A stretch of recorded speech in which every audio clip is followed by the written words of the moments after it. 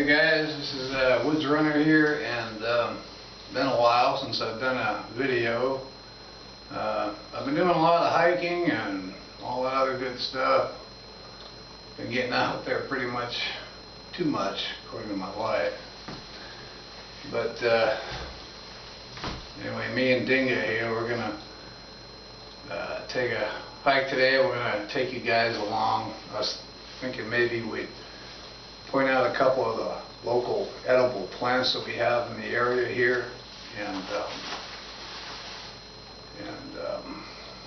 we'll just I just want to say right off, I'm no expert on plants, and it'd be totally irresponsible for me to recommend that you go out and start finding plants that look like plants I'm going to show you today and think they're edible, because you make a mistake out there, it could be fatal, or at the least you could get seriously sick.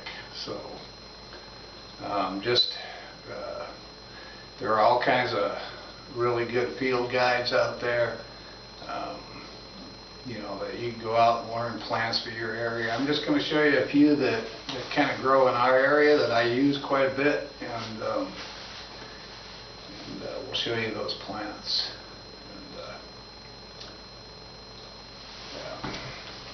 So we're going to do that. We're going to head out. I just want to say sorry it's been so long since I put anything out, but it's not that I haven't been out there, I just haven't been taking a camera. I don't know, I'm kind of camera shy, I reckon.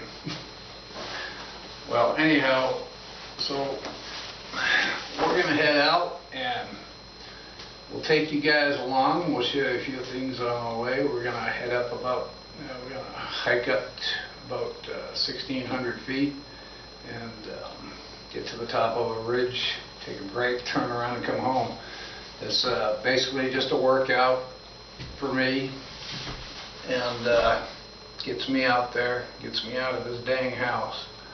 So anyway, this is Woods Runner. I appreciate all you guys subscribing and all that, and glad you stuck around, and so we'll talk to you all later. This is Woods. Well guys, here we go. Get the Woods Runner here, and you got the Dinga dude over there. Hey Ding, he's pretty excited. He knows where we're going. And we're heading up to that,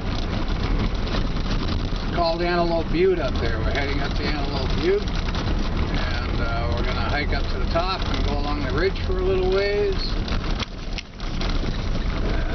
See if I can zoom in on that a little better. There you go. There it is. And that's where we're going, Antelope Butte. So we'll get back to you here in a little bit. Ain't that right, Ding? That's right. Alright. Well, here we are on our way up this Antelope Butte here. Can't see the whole thing from here, but we're following this track, this old track that goes up to where that tree is there, and then the ridge kind of goes off to the left, and then it swings back around to the right, and it just kind of keeps climbing. In total, probably gain about 1,600 feet.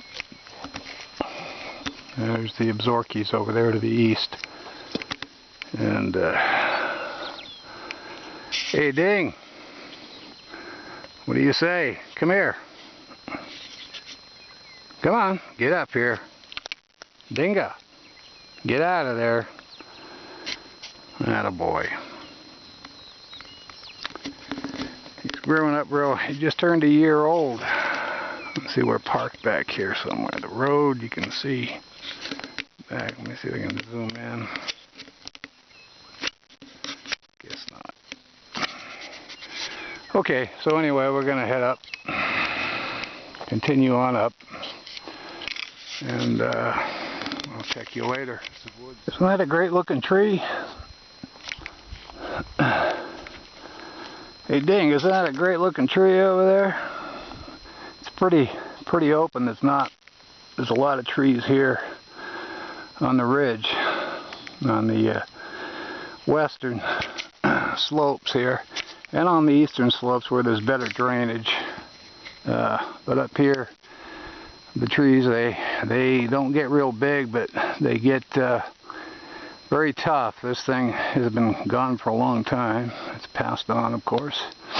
And there's some stump over there, and I happen to know there's some fatwood in there, so I'm going to go ahead and get me some fatwood.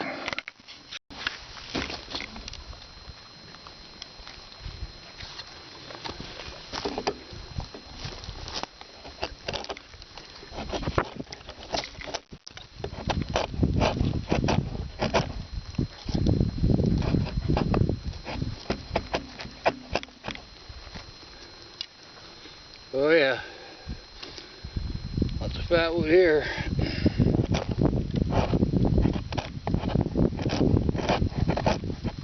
I'll just split this section off and throw some in my pack.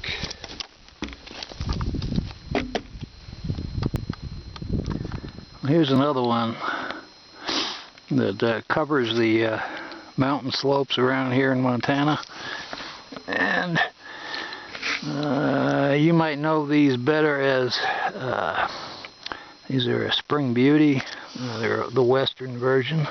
Another local name for them is Indian potato. Sorry about that to any of my Native American brothers, but that's another name for them. And they're pretty distinct. Anyway, there's a delicious little tuber at the bottom of it that has it tastes exactly like raw potato when you eat it raw. You can roast them or boil them or just eat them raw. They're delicious. And when you find these,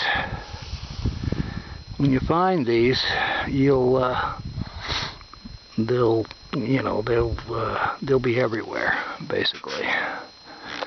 This whole area here, most of those white flowers you see are the spring beauties, and they're just delicious. So spring beauty or Indian potato, whatever you choose. These were gathered by indigenous peoples, by Native Americans who gathered these every spring. And even in the mountain slopes, in the high mountains, you'll find these when the snow is just receding. So you'll find these even in July. You just have to climb higher to get to them, because as the snow recedes, these come up out of the ground, as do many of the other plants that grow wild here. Anyway, so I'm going to dig up a couple of these here and see if I can. Remember, we got to get right underneath it and kind of dig them up. There should be multiple bulbs under there, and I'll show you what they're like.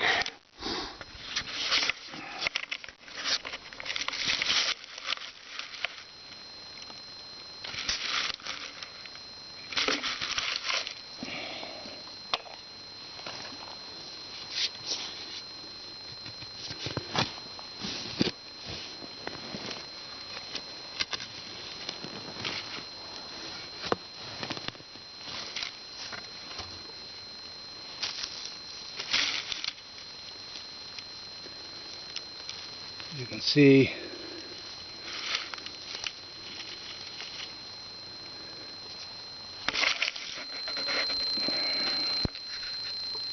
see here's the plant, the leaves, and the bulbs are right in here. There's one right there. Oh, it's a beauty too. And there's another one in there. This is a pretty good sized one right here. And just pinch that off. once again, make sure what you got here. And you can just, there it is. There's an Indian potato right there. I'm sorry, spring beauty if you like. And they are delicious, and you just gotta peel them. You can, like I said, you can roast them. I'm gonna eat mine raw. There it is right there. And you saw how easy that was to gather. And this whole mountain slope that I'm on is covered with these, and as well as these babies right here. I have a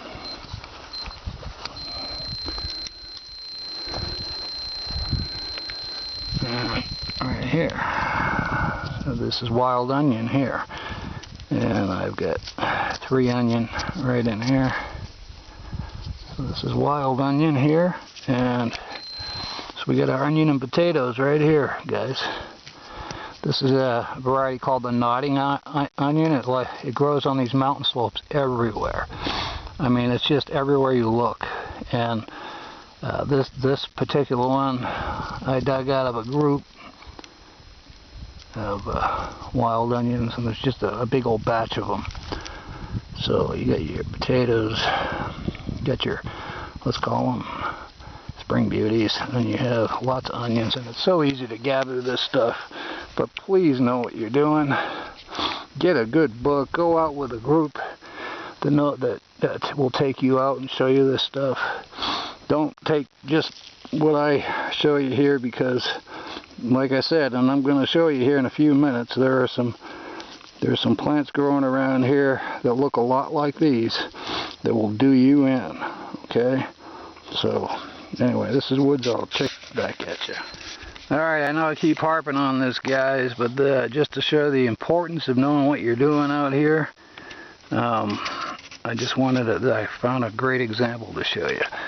Now, let's see if we can get, see all this?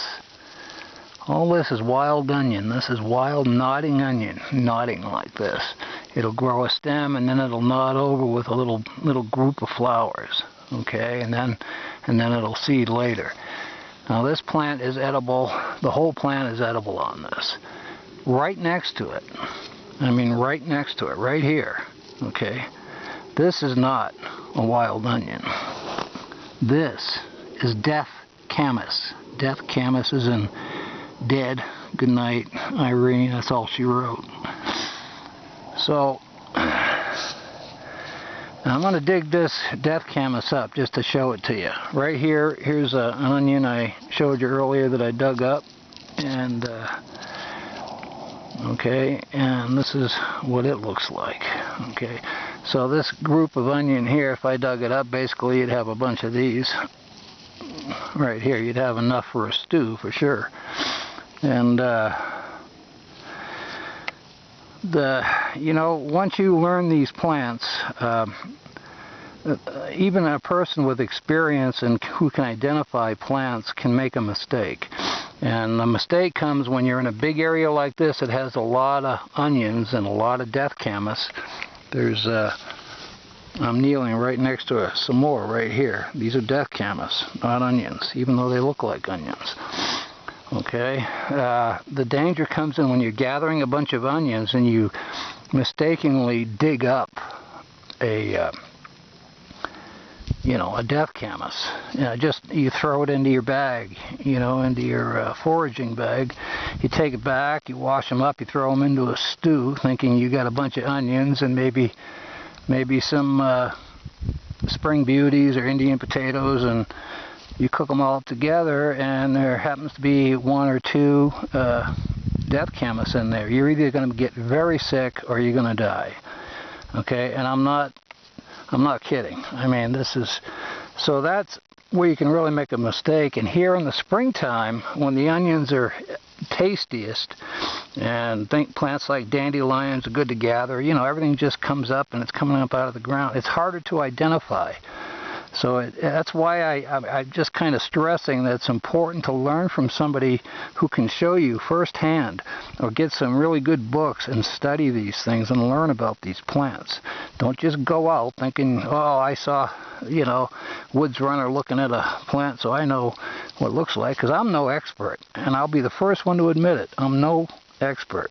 Okay, you need a horse broker or something. Maybe I could do that for you. Okay, but I'm certainly no expert on these plants, but I know enough, and I've learned enough over the years that I've learned to know the difference, and I took the time to learn. I know a lot of people don't like reading books these days, but you know what? Too bad. It's better than dying, right?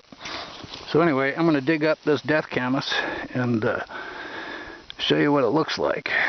So hang in there.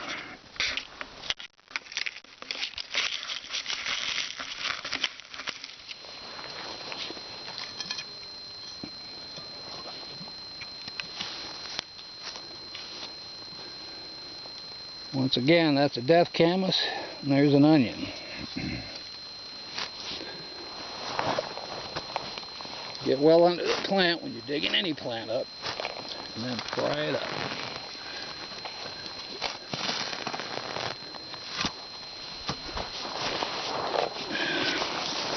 Some of these roots get pretty deep, so you really got to get underneath them to pop them up out of the ground. Now, this is a death camas.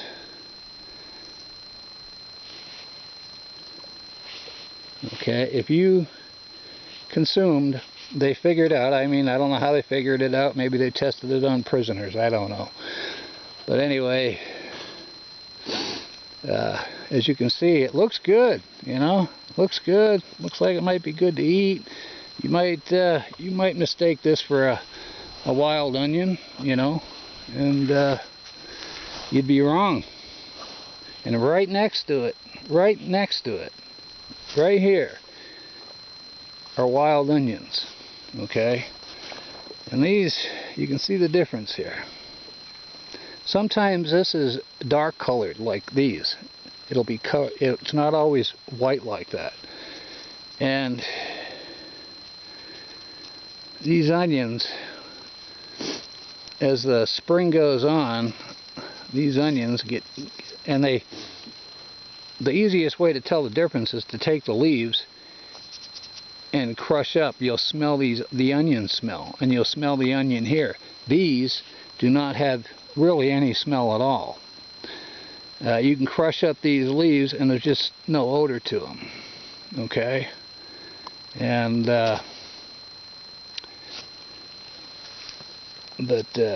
you know, like I said, and these leaves tend to be a little, now this will get a stalk and it'll get flowers on top of the stalk as well.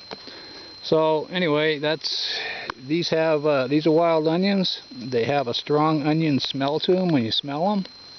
Okay, the leaves, the whole plant is edible. This is a death camas.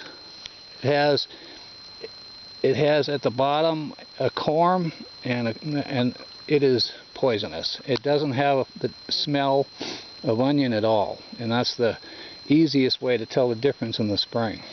Okay, so there you go. That's why I just keep stressing on it. Learn your stuff. Get to know what these plants are. If you're going to be out foraging, make sure you know what you're doing. Okay? Alright. So this is Woods, and I'll check you guys in a little bit. Okay, here we go. Here's another one right here. Okay, you can see these. It's a member of the parsnip family, and it has a little caraway flavor on the root. This is a plant known as biscuit root, and there's about 80 different varieties of these out here in the West, and whether or not they're back east, I'm not sure. But anyway, this was real popular with the Native Americans. They gathered these, and they would dry out the roots and pound them and take the the starchy substance, and they'd make a type of flour from it. And they would make these biscuits.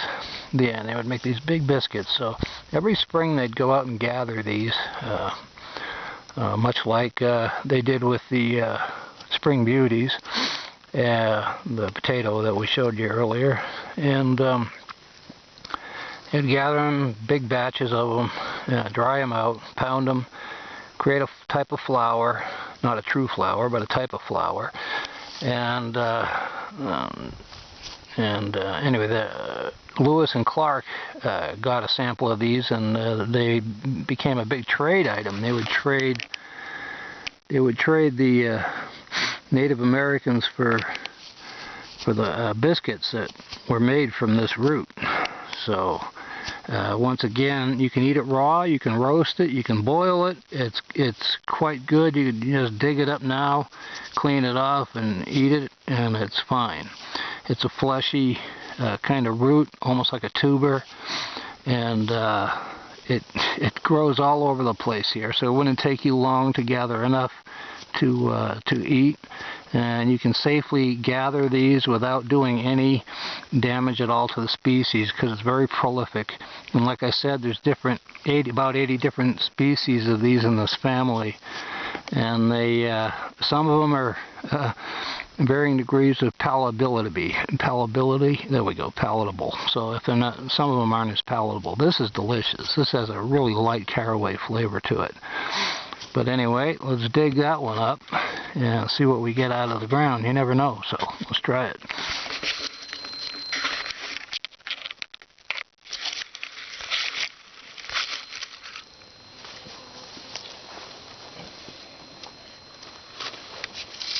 Gotta get well under the plant.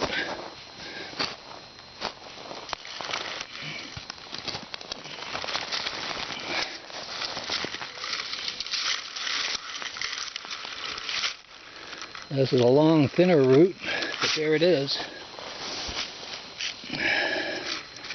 And like I said, it's very good. Now, later in the summer, as you know, as it gets into July, these become very woody. They lose their moist. They get tough. The roots get tough and fibrous, and they're no longer palatable. So these are really good in the spring. They're at their best, like right now. This is spring and we're in May. It's early May, and these are just delicious. And you can just eat that right up. Oh yeah, it's got a real light carrot flavor to it. Like I said, it's a member of that family. Of course, there are some poisonous plants that are members of that family as well. So you have to look at that. And yeah, that is just delicious. I love it.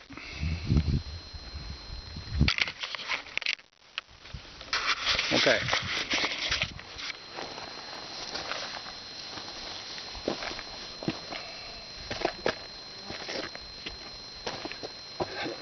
What you doing there, Ding?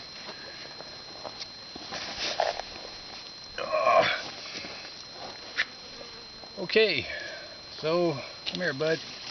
Oh, here, you've been kind of scary. Sit. Good job. Good boy. Anyway, so yeah, you know, I always debate on showing any plants and stuff unless I have somebody here that I can talk to and show them in person. And like I said, I'm no expert. I do know a bunch of different species around here that I use quite a bit. I've been studying this stuff all my life. I'm no expert. There's people probably on YouTube that this is what they do. And I would recommend going to their channel and maybe look and not just that, not just what you can see on a video, but get some books and go out on some nature walks with some people who know about this. Look on the internet. I'm sure there's people that give nature walks and will teach you about wild edibles and wild medicinal plants and stuff like that. it's really nothing to mess with, okay? This is not something, it's a lot of people like it's not macho, it's not a knife, you know, what do I care about wild edibles? Well, there's a lot of starch in these tubers and stuff, and they can keep you going when, you know, when you run out of stuff to eat, when there's nothing else, okay? Those carbohydrates will give you energy. Maybe the greens and stuff that we'll be talking about later will be of good use. And a lot of these plants will come in, they'll come in the springtime, and they'll be gone. They'll be gone in the summer. A lot of times they'll be gone in the summer, and especially in the lower elevations. And they're not available, but other plants come into season where there's other plants out there that can be gathered. So as one plant is going out, another plant is coming in. So there's always a food source, you know. I mean, even in the wintertime, there's tree bark and needles you can eat. So, you know, there's always something. God provided something for all of us, okay? So you just need to really pay attention and learn from people who know what they're talking about. The only thing I know I'm talking about is that I know you need to get more information than what I've offered you here today. It's a huge area. It's a large subject that's bigger than I am. Sorry I haven't been doing the videos as much. I'll try to get more done in the future. I just haven't been bringing my camera along. I've been having trouble with my computer. It gives me all kinds of trouble loading up to YouTube and stuff. So pretty much for the winter, I just said scrap it, you know. But for the dingadoo here in us, I mean, this is just another day in the mountains. We spend a lot of time out here. So, but anyway, that's my story, and I'm sticking to it. So, for what it's worth, guys, I hope you got something out of this little video. Thanks for listening or watching, and big shout out to a few people I can think of at the top of my head. High Carbon Steel Love, Dave, you know, David, he's a pretty knowledgeable individual. He's really got some good skills with a Mora knife. I've never seen anybody make perfect fuzz sticks like Dave can. I think of Donnie Pavellini Outdoors.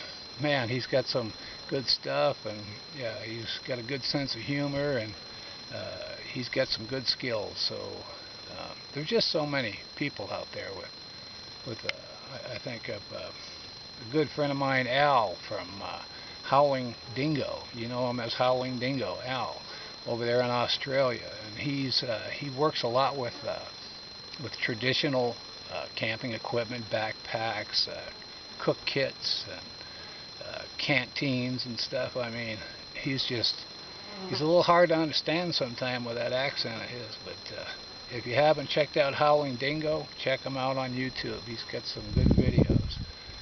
And there's just so many of them out there, and so many of my subscribers that I want to say thank you to, and for subscribing. And anyway, that's all I got to say. I reckon I've said enough today. Just be careful out there, okay? Watch what you're doing, all right? Get some knowledge. If you think that plants are sissy, then stay the heck away from them. Don't mess with them, okay? But if it's something you want to learn, do some research. Talk to people who know, okay? Learn it, okay? And it's the other skills, fire and all that, you know, learn all that stuff, you know. Yes, you know, it's all part of what we do. If this is a hobby, great. For me, it's more of a way of life. I just, you know, I mean, I make my living in the hills. So there it is, guys. I'm out of here.